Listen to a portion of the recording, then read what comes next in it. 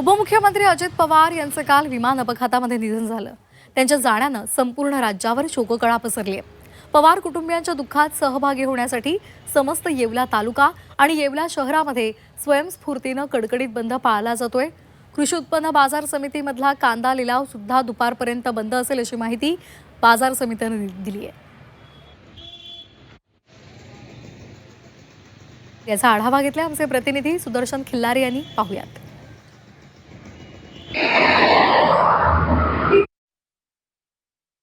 राज्याचे उपमुख्यमंत्री अजितदादा पवार यांचं काल विमान अपघातामध्ये दुःखद निधन झालं।